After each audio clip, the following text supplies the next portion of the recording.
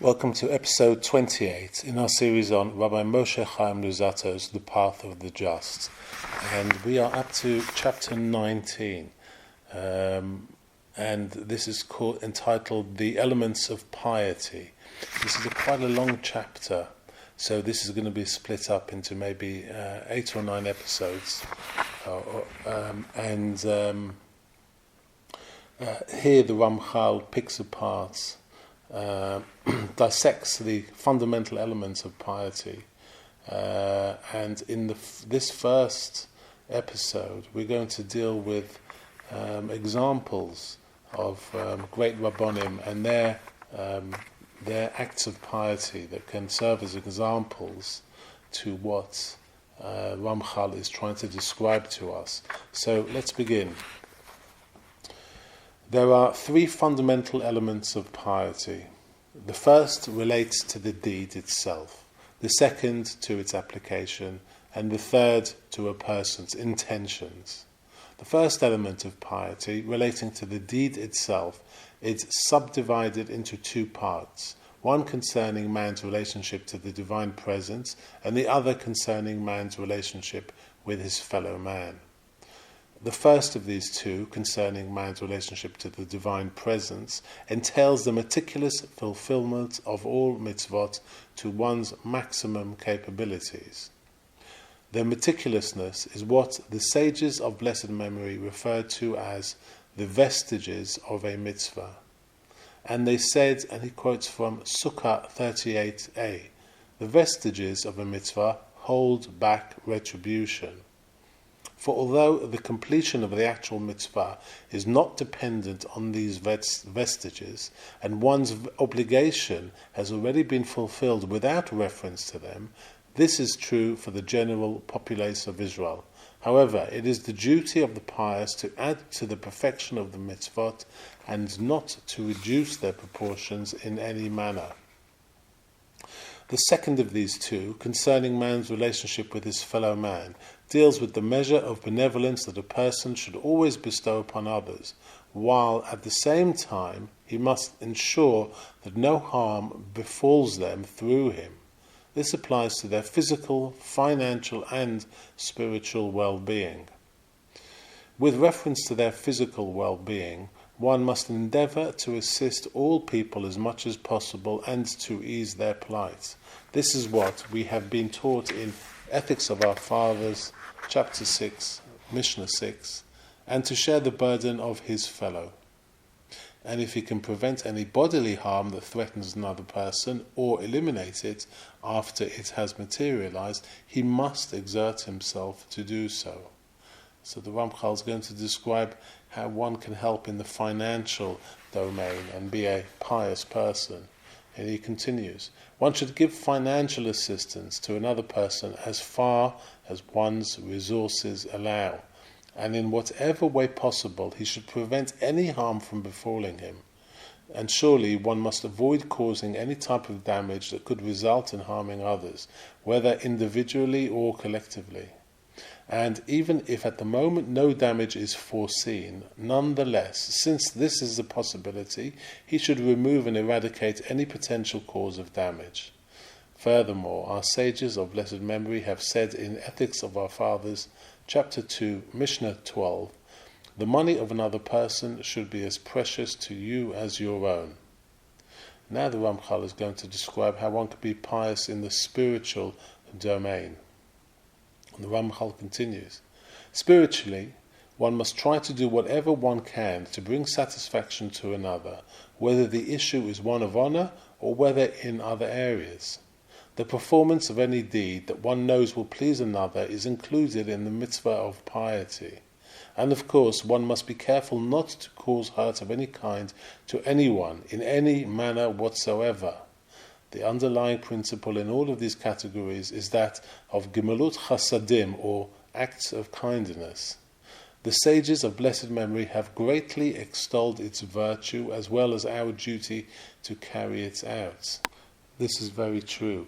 These acts of kindness, I think, are the fruition of everything that we're learning generally, the commandments and halachot.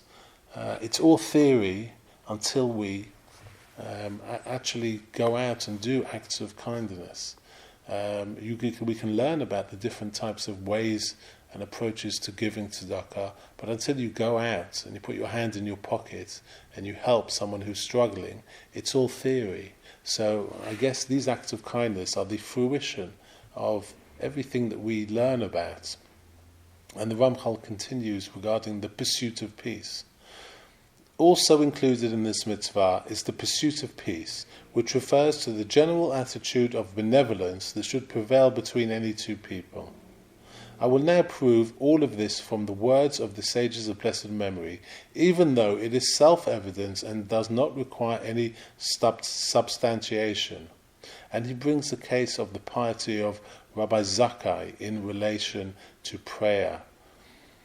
He continues, in the chapter Bnei Ha'ir, or the residents of the city, they said in Megillah 27b, the students of Rabbi Zakkai said, how have you merited such longevity? He responded, I have never urinated within 4 cubits of a place of prayer, and I have never called anyone by a nickname, and I have never failed to make kiddush over wine on Shabbos. I had an elderly mother. Once, when it was necessary, she sold her veil head covering and obtained wine for me for kiddush. We have here a case of piety that involves a very great meticulousness in mitzvot, for Rabbi Zakkai was already absolved, according to Jewish law, from obtaining wine for kiddush, since he was so deficient in financial means that his mother had to sell her veiled head covering to procure wine. Nonetheless, he did so as an act of piety, and with reference to the honor of another, Rabbi Zakkai would not refer to a person even by a non-derogatory nickname, as Tosafot explains there in Megillah 27b. So you may ask yourself, what he brings the idea of kiddush wine and other things, and he mentions calling anybody by a nickname. But we've been learnt in Pirkei Avos how you're not allowed to call people by their nicknames or by a nickname, and it's very true. When you give someone a nickname, you almost label him in a very nasty way, him or her in a very nasty way. And it's funny that he brings this example of one of the reasons why perhaps God had given him longevity. And now we're going to deal with the piety of Rav Chuna. So the Ramchal continues. Similarly, Rav Chuna tied a piece of string around his garment because he had sold his belt to buy wine for kiddush. The Talmud further states there, the students of Rabbi Elazar ben Shmuel asked, how have you merited such longevity? And he responded, I have never used a Beis Knesset as a shortcut, and I have never walked above the heads of a holy people, the students who were sitting in the Beis Midrash. This exemplifies the virtue of piety regarding honor due a Beis Knesset, and the honor accorded to other people by not walking through them when they are seated so as not to appear haughty towards them. So we are reminded that in the time that this was written, the time that of Rab Elazar ben Shmuel, in the Beis Knesset or the Beis Midrash, the students used to sit on the floor. So when you walked into a room full of students, if you did it at the wrong time, you were walking above their heads.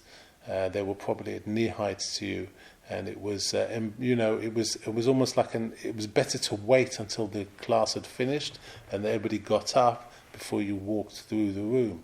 That's a very, very interesting idea. And I think even Rambam in Hilchot Talmud Torah had mentioned the various laws regarding how you walk through a Beis Midrash when people are seated on the floor. Something perhaps we're not used to today because all our Beis Midrash have seats. So it's interesting to hark back to those times. And now the Ramchal is going to describe the piety of Rav Preda. And he continues, furthermore it states, the students of Rabbi Preda asked, how have you merited such longevity? He responded, no one has ever arrived before me at the Beis Midrash, And I have never led the blessings after a meal when a Kohen was present. And I have never eaten of an animal whose priestly gift offerings had not yet been taken. And furthermore, they said, the students of Rabbi Nechunya asked, "How have you merited such longevity?" He responded, "Never have I let myself be honoured through another's shame, and never has the curse of another arisen on my bed." Expounding on the first of these two, the Talmud mentions the incident of Rav Huna, who was carrying a shovel over his shoulder. When Rav Chana bar Chanilai came to relieve him of it, Rav Huna said, "If you normally carry this where you live, you may carry it, but if not, I am not willing to be honoured if it would in turn lead to your denigration." So we see that although the meaning of the term "through another's shame" indicates a person who intentionally embarrasses another in order to increase his own honour, the pious, by contrast, are sometimes averse to receiving honour, even if the other person willfully offers it, as when this will lead to embarrassment of the other person. So a high degree of piety in foresight of all eventualities. This is the mindset that the Ramchal is trying to encourage in us and foster in us, is of a deep foresight and seeing things perhaps in a higher frame rate, like you have a camera that spins more frames per second. This is like chopping up reality and situations into finer slides, so to speak, to be able to look at things in a very, very different way. And anyway, the Ramchal continues now with the piety of Rabbi Zera. And the Ramchal continues, in a similar vein, Rabbi Zera said, "I have never been strict within my own household, and I have never walked in front of one who was greater than I, and I have never allowed my thoughts to dwell on Torah in unclean places. I have never walked 4 cubits without Torah and tefillin. I have never slept nor napped in the Beis Midrash, and I have never rejoiced over another's failure, and I have never referred to another by his nickname."